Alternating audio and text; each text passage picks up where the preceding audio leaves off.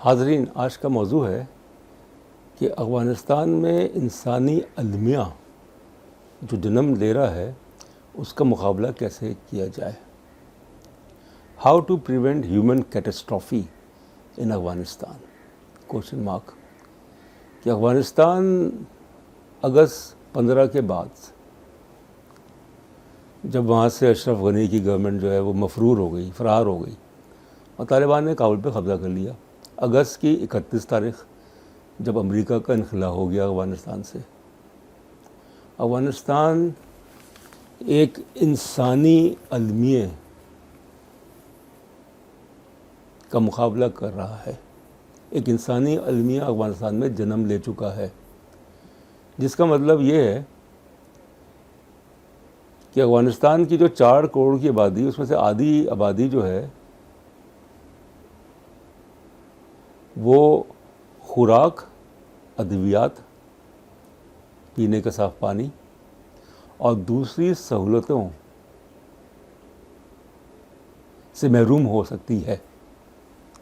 اس مہینے کی یعنی اکتوبر کی 12 تاریخ کو 12 اکتوبر کی 12 تاریخ کو اٹلی میں ایک کانفرنس ہوئی تھی G20 کی، گروپ آف 20. ایک گروپ ہے 20 ممالک کا، طاقتور جو امیر ممالک ہیں یا جو بھی ممالک ہیں، ان کی کانفرنس ہوئی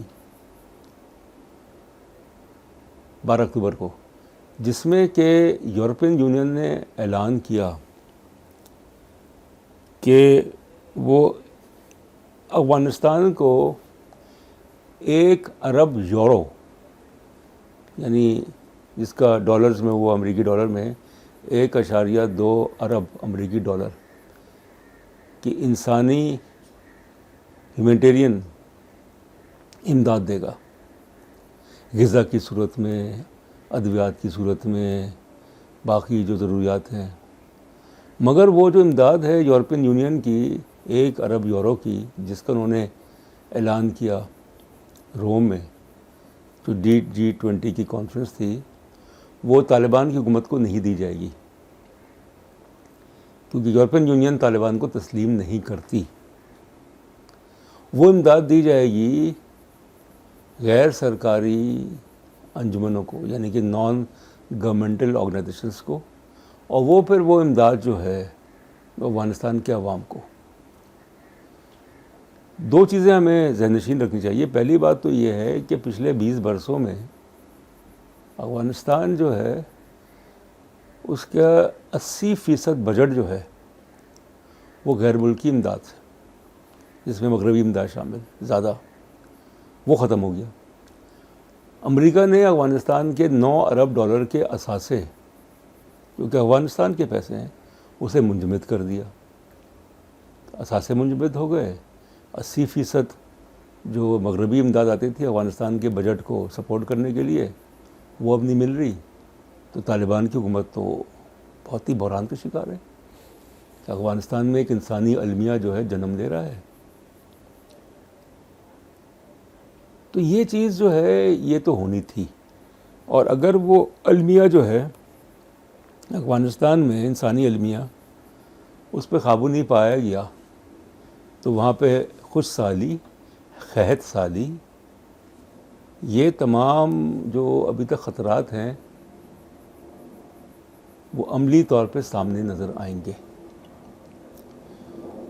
تو یورپین یونین نے 1 ارب یورو کی امداد کا اعلان کیا افغانستان کے عوام کے لیے. مزید امداد جو ہے وہ بھی ملے گی، مجھے لگ رہا ہے ملے گی، تاکہ افغانستان میں جو ایک انسانی المیہ بھوک کی شکل میں، ادویات کی کمی کی شکل میں جنم لے رہا ہے، اس پہ قابو پایا جائے. مگر کیا یہ طالبان کرنے دیں گے؟ بظاہر تو یہ لگتا ہے کہ انہوں نے اس کی مخالفت نہیں کی. جو G20 کا جو فیصلہ ہے، یورپین یونین کا فیصلہ ہے، مخالفت نہیں کی. دوسری چیز یہ ہے کہ افغانستان کے اندر جو کشمکش ہے، یعنی ایک سیاسی کشمکش جو کہ طالبان کے جو مختلف گروہ ہیں ان کے آپس میں، دوسری داعش کا جو خطرہ ہے، یعنی کابل میں خندوس میں، قندھار میں جو خود کش حملے ہوئے ہیں پچھلے 1 مہینے میں، جس میں کئی 100 جانیں ضائع ہوئی ہیں۔ کہتے ہیں کہ طالبان نے جو بویا وہی کاٹ رہے ہیں۔ انہوں نے بھی تو آخر 20 سال میں کتنے خود کش حملے کیے، کتنے معصوم لوگوں کی جانیں لی جب اقتدار ان کے پاس نہیں تھا۔ اب انہی کے خلاف یہ ہو رہا ہے، اور کون کر رہا ہے؟ مذہبی شدت پسند تنظیم داعش، جس کو IS کہتے ہیں، جو کہ روز بروز افغانستان میں طاقتور ہو رہی ہے۔